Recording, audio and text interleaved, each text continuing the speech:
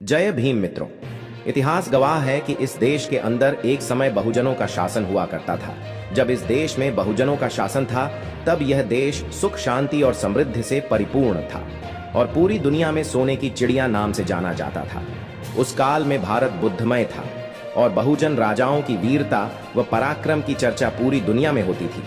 लेकिन विदेशी ब्राह्मण आर्यों ने इन राजाओं के खिलाफ साजिशें रचना प्रारंभ कर दिया और साम दाम दंड भेद के तरीके अपनाकर तथा छल कपट से इन राजाओं की शक्तियों को कमजोर किया और इस देश में अपना प्रभुत्व स्थापित कर लिया और हमारे राजाओं की हार पर त्योहार बनकर तैयार कर दिए।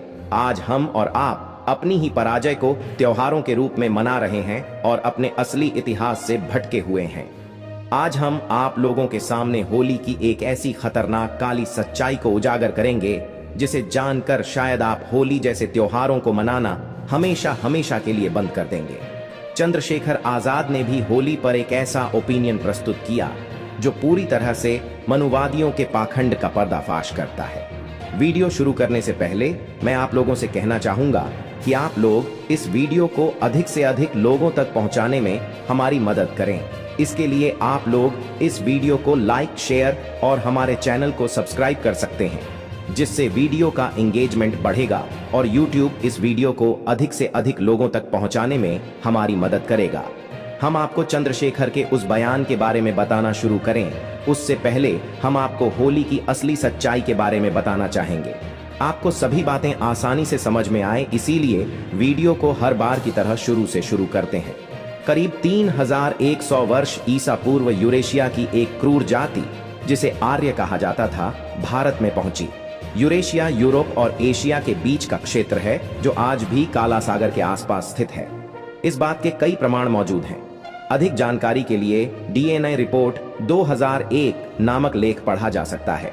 आर्य लोग भारत क्यों आए यह आज भी रहस्य बना हुआ है।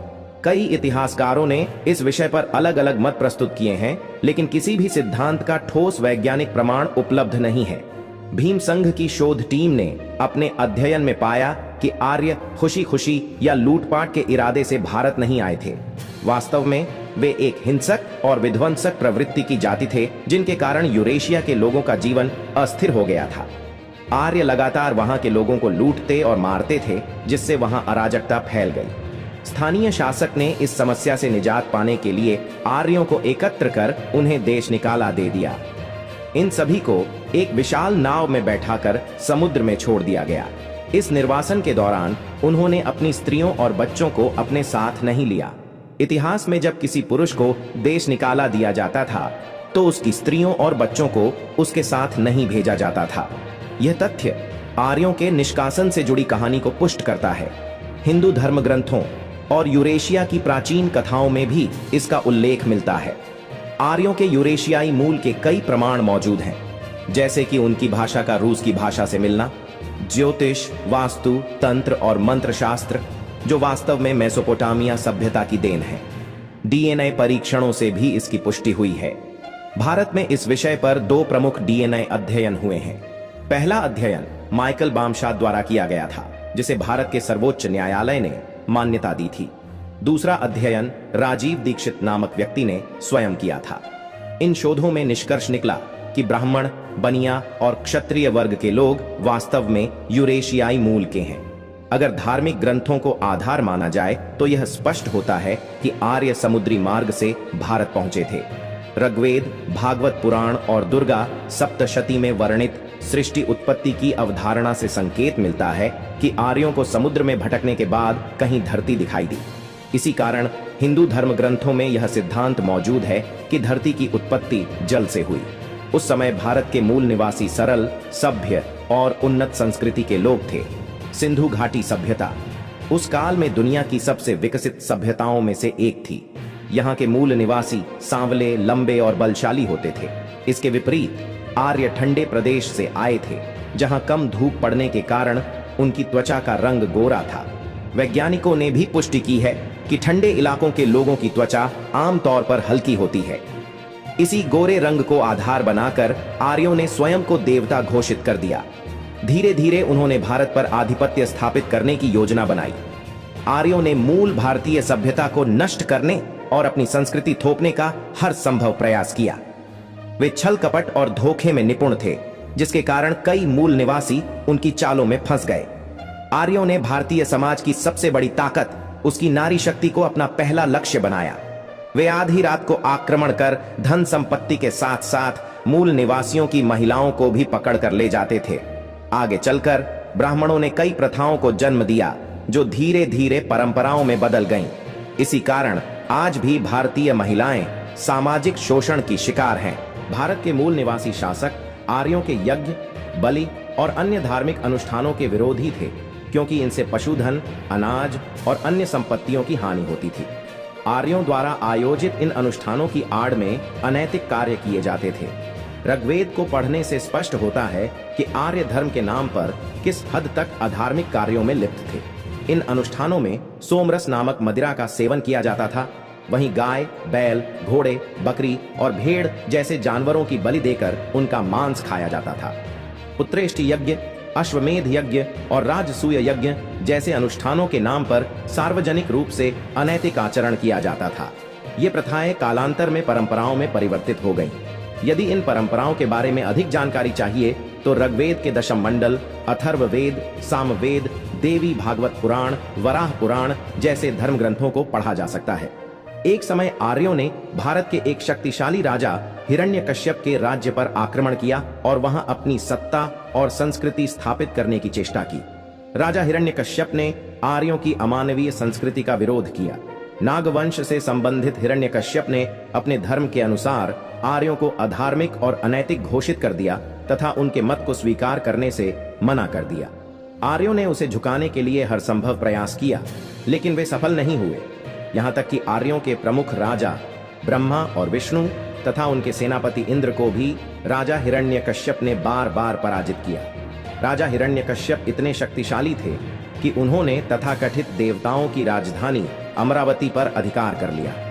जब आर्य राजा हिरण्यकश्यप को युद्ध में नहीं हरा पाए तो उन्होंने छल पूर्वक उसे मारने की योजना बनाई। एक षड्यंत्र के तहत विष्णु ने राजा हिरण्यकश्यप की हत्या कर दी, लेकिन इसके बावजूद आर्यों को कोई विशेष लाभ नहीं हुआ।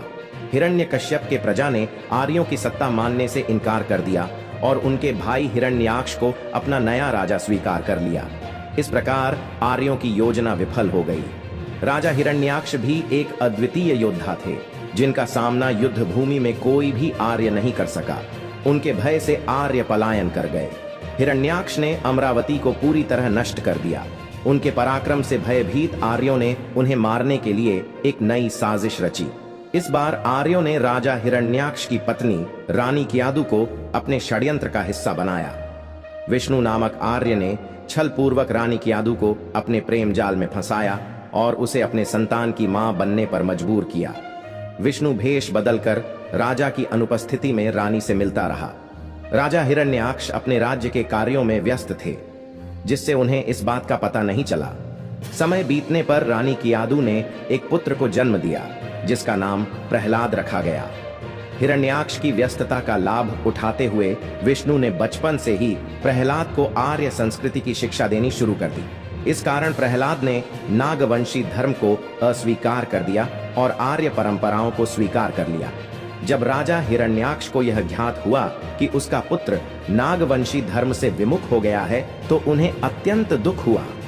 उन्होंने प्रहलाद को समझाने का प्रयास किया, लेकिन विष्णु के प्रभाव के कारण प्रहलाद पूरी तरह आर्य मत में लीन हो चुका था। परिणाम स्वरूप पिता पुत्र के बीच लगातार मतभेद बढ़ने लगे और संघर्ष होने लगा। आर्यों ने एक गहरी साजिश रची कि राजा हिरण्याक्ष की हत्या कर दी जाए और उनके पुत्र प्रहलाद को कम उम्र में राजा बना दिया जाए। इससे पूरा लाभ आर्यों को ही मिलने वाला था, क्योंकि रानी कियादु पहले ही विष्णु के प्रभाव में थी और प्रहलाद छोटा था। ऐसे में असली शासन विष्णु का ही होता। इस षड्यंत्र की जानकारी किसी तरह हिरण्याक्ष की बहन होलिका को लग गई। वह साहसी और निडर महिला थी। परिस्थिति को भांपकर उन्होंने निर्णय लिया कि प्रहलाद को कहीं दूर ले जाया जाए, ताकि आर्य अपनी योजना में सफल न हो सके। एक रात होलिका प्रहलाद को लेकर राजमहल से निकल गई, लेकिन आर्यों को इस बात की भनक लग गई। उन्होंने होलिका को अकेले घेर लिया और पकड़कर उसके चेहरे पर रंग लगाकर राजमहल के पास ही आग में जिंदा जला दिया।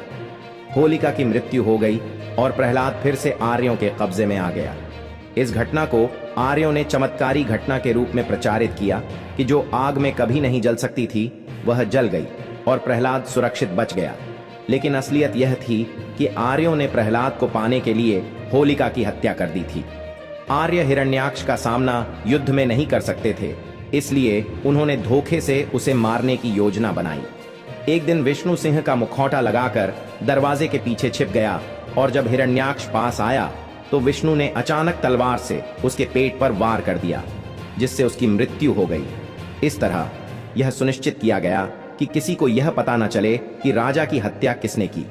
इस छलपूर्वक षड्यंत्र के जरिए आर्यों ने राजा हिरण्यकश्यप और हिरण्याक्ष के राज्य को हड़प लिया और प्रहलाद को राजा बनाकर वहां अपना शासन स्थापित कर लिया।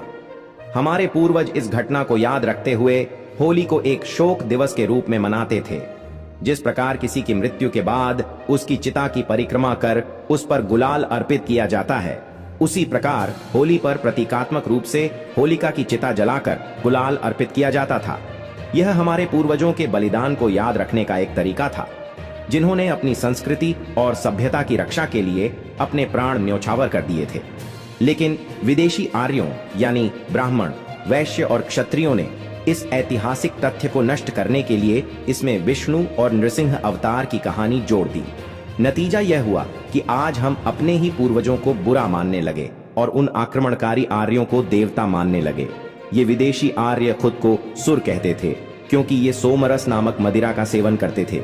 हमारे पूर्वज जो शराब नहीं पीते थे उन्हें इन्होंने असुर कहकर बदनाम कर दिया। इन आर्यों ने अपने डकैत गिरोह के सरदारों को देवता घोषित कर दिया और उनकी सेनाओं के मुखियाओं को अलग अलग अवतार बताकर वेद पुराणों में उनका महिमा मंडन किया। यही कारण था कि आर्यों के ये गिरोह भारत के अलग अलग हिस्सों में जाकर वहां के राजाओं को छलपूर्वक मारते रहे और उनके राज्यों पर कब्जा करते रहे। उन्होंने हर क्षेत्र के शासकों को असुर बताकर वहां जीतने वाले अपने सेनापतियों को अवतार घोषित कर दिया। आज स्थिति यह है कि हम उन्हीं काल्पनिक वेद पुराणों की कहानियों पर विश्वास कर रहे हैं, जिनमें हमारे पूर्वजों के हत्यारों को देवता और अवतार के रूप में दिखाया गया है। इससे भी अधिक दुर्भाग्यपूर्ण बात यह है कि हम अपने ही पूर्वजों को राक्षस और दैत्य मानकर उनकी निंदा कर रहे हैं। वेदों और पुराणों में लिखा गया है कि सारे देवता लाखों वर्ष पुराने हैं और वे घोड़ों की सवारी करते थे, जबकि विष्णु का वाहन गरुड़ था। लेकिन ऐतिहासिक और वैज्ञानिक तथ्य यह बताते हैं कि घोड़ा और गरुड़ भारत में नहीं पाए जाते थे। ये विदेशी आर्य ही इन्हें अपने साथ लाए थे।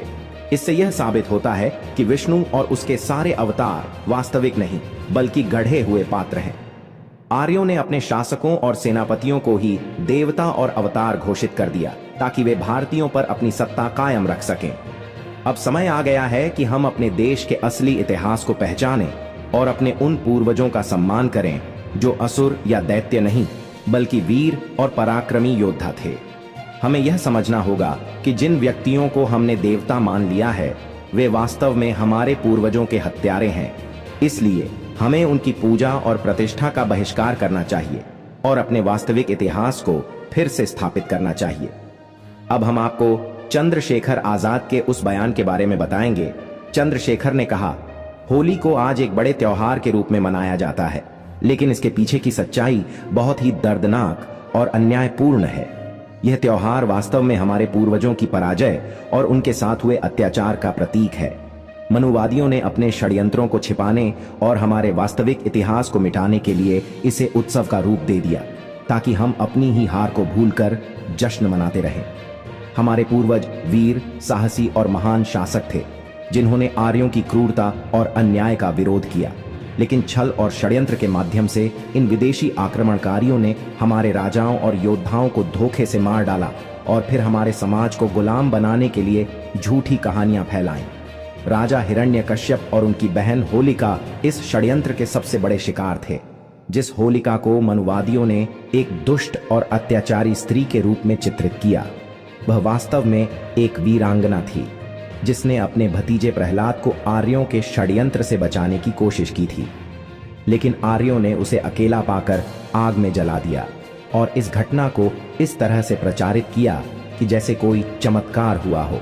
राजा हिरण्यकश्यप, जिन्होंने आर्यों की धूर्तता और उनकी अमानवीय प्रथाओं को अपने राज्य में प्रवेश नहीं करने दिया, उन्हें भी छल से मार दिया गया। जब आर्य युद्ध में हारने लगे तो उन्होंने कायरता का रास्ता अपनाया और विष्णु ने सिंह का मुखौटा पहनकर दरवाजे के पीछे से राजा को वार कर मौत के घाट उतार दिया। इतिहास को तोड़ मरोड़कर इस पूरे घटनाक्रम को इस तरह से पेश किया गया कि असली नायक खलनायक बन गए और असली अत्याचारी देवता बन गए। आज होली पर होलिका दहन मनाकर हमारे पूर्वजों के बलिदान का मजाक उड़ाया जाता है और हमें यह विश्वास दिलाया जाता है कि बुराई पर अच्छाई की जीत हुई थी। लेकिन सच्चाई यह है कि यह हमारे इतिहास का सबसे काला दिन था। हमें यह समझना होगा कि होली हमारा त्योहार नहीं है, बल्कि यह हमें हमारे पूर्वजों पर हुए अन्याय की याद दिलाता है। यह त्योहार हमें यह सोचने पर मजबूर करता है कि कैसे हमारी संस्कृति, हमारी पहचान और हमारे नायकों को झूठ और छल से मिटा दिया गया। अब समय आ गया है कि हम इस षड्यंत्र को पहचानें और अपने इतिहास को सही परिप्रेक्ष्य में देखें। हमें अपने पूर्वजों का सम्मान करना है, न कि उनकी हार और हत्या के दिन को उत्सव के रूप में मनाना है। इसलिए हमें इस त्योहार से दूर रहना चाहिए और अपनी वास्तविक विरासत को फिर से स्थापित करने के लिए आगे बढ़ना चाहिए। होली एक ऐसा त्योहार है जो सामाजिक और पर्यावरणीय रूप से भी बहुत हानिकारक है। हर साल होली के दौरान लाखों टन लकड़ी जलाई जाती है, जिससे पर्यावरण को भारी नुकसान पहुंचता है।